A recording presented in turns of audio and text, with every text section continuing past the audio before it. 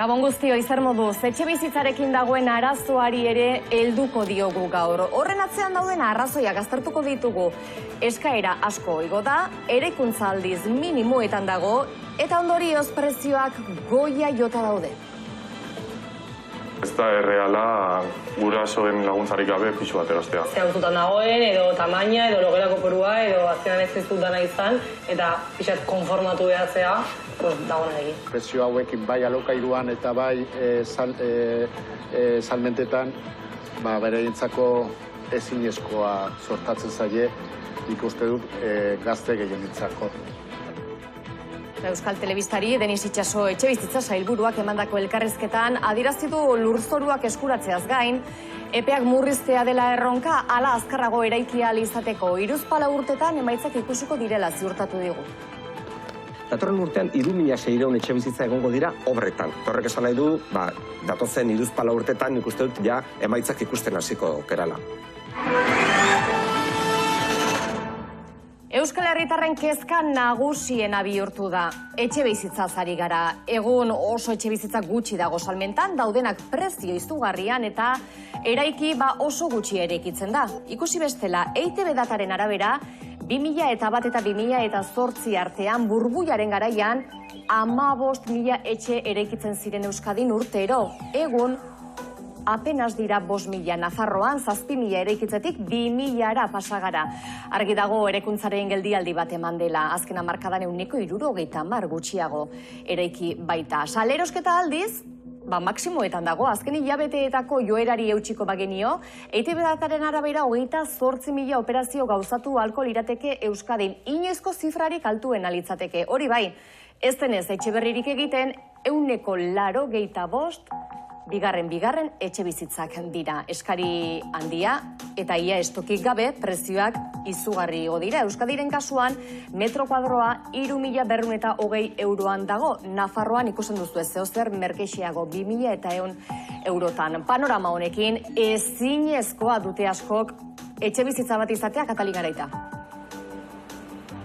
Biztanleriaren kezka nagusia da, batez ere gazteen artean izan ere prezioek etengabe egiten dute gora, euren soldatak orokorrean ez dira bereziki altuak eta hori dela eta askok ezinezko ikusten dute etxe bate erostea. Erosten dutenen artean gehienek familiaren laguntzarekin egiten dute eta nola ez kreditu bat eskatuta eta esan beharra dago bankuek baldintza asko eskatzen dizkietela. Egoera horren aurrean askok alokairura jotzen dute, pentsa duela 10 urte baino 80.000 lagun gehiago bizi dira alokairuan Hego Euskal Herrian. June orain astebete pasa etorri da bere etxera bizitzera. Donostiako Herrera auzoan erosi du etxea, 200.000 euroren bueltan ordainduta eta etxekoen laguntzari esker. Izan dute gurasoen laguntza, sarrera pagatzeko pixka bat, eta izan dut familiaren laguntza, obra egiteko, azkenean nire lehengusuak, osaba, gurasok eta dana egon hemen, margotzen, pareta botatzen, hori bai, diru esketa bakarrik etxea erosi da, horrekin datorren beste guztia. Bakarrik erosi du etxea, 28 urte ditu, lan egonkor bat, eta tartekako beste lan batzuk ere egiten ditu. Zehaututan dagoen, edo tamaina, edo logelako porua, edo azkenan ez dut dana izan, eta pixat konformatu behatzea, dagoena egin. Prezio hauekin bai alokairuan eta bai salmentetan, beraientzako ezinezkoa sortatzen zaie, ikuste dut gazte gehienitzako. Kanporatuak daude. Aukera gutxi dago eta dagoena oso azkar saltzen da. Merkatua gailurra ukitu du prezioetan. Aldatu eginda merkatua. Inork gutxik erosten du egun inbertitzeko. Gipuzkoarrak, Euskal Herrikoak, inbertsio gisa erosten dutenak ja desagertu dira, orain dela denbora asko zeren prezioak oso altuak bai dira. Joseba orain dabil hipoteka bila. Erosteko asmokin, bankuekin eta hipoteken mobidakin, ea gurasoek pixkat laguntzen duten, ez da erreala gurasoen laguntzarik gabe pisu bat erostea. Sortea, amonaren etxea hutsik zegoen Intxaurrondo auzoan Donostian eta familiak utzi dio bertan bizitzen. Ez Donostin ez alboko herrietan, Astigarragan, Hernanin, Lasarten, oso gaizki dago gauza. Euskadin bataz beste 3.100 eta 57 euro balio du metro kuadroak. Estatuko 3. erkidegu garestiena da Madril eta Balear uharteen ondoren, Azken 10 urteetan, 125 garestitu da. Higiezinen burbuilaren ondoren, hainbat urtetan gure hirietako paisaietan ohikoak ziren garabi handiak bapatean desagertu egin ziren eta krisiak gogor astindu zuen eraikuntzaren sektorea. Momentu horretan, enpresa eta lanpostu asko galdu ziren. Pues se llegó a tener 100.000 empleos a nivel del sector. 100.000 lanpostu eta 50.000 enpresa izatetik erdira jaitsi direla esan digu Luis Alba, Karabako eraikuntzako patronalaren presidenteak. Ondorioz egun, enpresek ez dute errekuperatzen hasi den eskariari aurre egiteko produkzio gaitasun nahikorik. Tenemos la capacidad que tenemos. Langile eskasiari lege aldaketak ere gehitu zitzaizkion, askoz ere zorrotzagoak izatera pasa ziren. Aldaketa handia egon zen, nola egiten ziren proiektuak, zentzu ziren hor zeuden beharrak edo exigentziak. Etxe bizitza faltaren eta prezio altuen arazoak ez du epe motzeko konponbiderik, baina gehiago eta azkarrago eraiki ahal izateko sektoreak berrikuntzaren aldeko apustua egin du. Digitalizazioa, jasangarritasuna eta eraikuntza industrializatua. Sektoretik harago erakunde publikoen konpromisoa ere ezinbestekoa da eta ez babes ofizialeko etxe bizitzen eraikuntzari begira soilik. Etxe bizitza politikak askotariko neurriak eskatzen ditu. Errenteria tentsio handiko eremu izendapena jaso zuen lehen Euskal Udalerria izan zen eta hasia da ondorioak ikusten prezioetan zein espekulazioaren aurrean.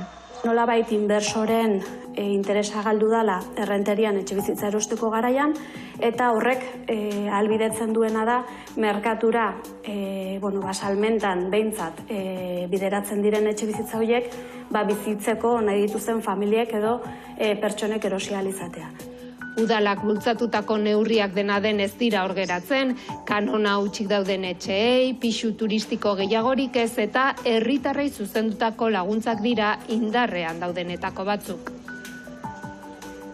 Esan dugu, metro kuadroa Euskal Autonomia Erkidegoan 3.220 euroan dago. Hori batez besteko datua da, baina noski lekuaren arabera gauzak asko aldatzen dira. Donostiara joaten bagara, begira metro karratuaren prezioa. 5.800 euroan dago. Getxo eta Bilbon ere, ikusten duzuenez, batez bestekotik gora. Gasteizen eta Arabako Errioxan aldiz kontrakoa gertatzen da, batez bestekotik behera daude. Egoera honetan, askok jotzen dute alokairura. Asko igo da alokairuan bizi direnen kopurua, 6tik bat bizi da ala Euskadin eta Nafarroan. Ondorioz, hemen ere prezioak asko garestitu dira, batez beste 820 euroan daude, orain 10 urte baino 130 garestiago. Donostia da lekurik garestiena etxe bat erosteko. Metro kuadroa 5.800 euro ordaindu behar da. Euskadiko bataz besteko prezioa baino 184 gehiago. Bidasoa eta Urola Kosta eskualdeak ere bataz bestekoaren gaineti daude, eta baita Irun eta Errenteria ere. Etxe gutxi daude eta eskari handia. Atik, Eusko Jaurlaritzak eta Donostiako udalak hemen Altza eta Pasaia arteko sail honetan 3.000 pisu eraikitzeko proiektua berreskuratu nahi dute. Loiolako, kuartelean eta Easoko toparen trenbide inguruan egingo direnekin batera. Bizkaian Getxo da, udalerri hau da, etxebizitza garestian duen lekua. Bizkaian dagoen bataz bestekotik oso gainetik metro karratu bakoitzeko 4.621 euro pagatzen da, ordaintzen da hemen Getxon. Bizkaian dagoen salneurria, baina ia 1.500 euro gehiago eta Euskadiko bataz bestekotik 154 gora. Mungialdiak ere, Bizkaian dagoen salneurria gainditzen du eta etxebizitza merkeenak Arratean, Basaurin eta Busturialdean daude hemen Bizkaian. Gasteiz da Euskadiko hiribururik merkeena etxe bizitza bat erosteko, erkidegoko bataz bestekoa baino 120 merkeago eta metro karratuaren prezioa 2.600 euroan dago. Hori hemen Gasteizen Arabar gehien biltzen duen udalerrian, Arabako gainontzeko udalerrietan prezioa merkeagoa da, baina diferentzia handiak daude hiriburura duten distantziaren arabera. Gertuen dauden inguruak garestienak dira eta beste aldean Arabako Errioxa dago. Bertan metro karratuaren prezioa 978 eurokoa da. Hau da, Euskadiko batazbestekoa baino 171 merkeago. Etxe bizitza bat erosteko Arabako Errioxa da ingururik merkeena ikerketa honen arabera. Gauzak horrela galdera bat datorkigu burura, ziur zeuei ere bai, beste burbuia baten aurrean algaude? Hemen erantzuna. Ez gaude 2008koa bezalako burbuia baten aurrean, baina egia da etxe bizitzaren merkatua oso tentsionatuta dagoela gaur egun eta prezioak kasu batzuetan goia jota daudela. 2008ko burbuian, familien esfortzu finantzarioa 146koa zen, hipotekak eta maileguak emateko baldintzak malguagoak ziren orduan. Krisia, subprime hipoteka, mailegu erraz eta zorpetze altuagatik izan ziren. Gaur egun ordea ez gaude egoera horretan. Familien esfortzu finantzarioa 130koa da, oso altua da, baina ez garai hartakoa bezalakoa. Izan ere, egun hipotekak emateko baldintzak zorrotzagoak dira, eta orain eskaintza arazo baten aurrean gaude, erosteko edo alokatzeko eskaintza falta injustu ere. Egoera honen aurrean irten bidea zein den galdetu diogu Denis Itxaso etxebizitza sailburuari. Eguerdiko gaur egunean egin diogun elkarrizketan azaldu digu Jaurlaritzaren helburua etxebizitza gehiago altxatzea dela, baina horretarako lurzorua behar dela.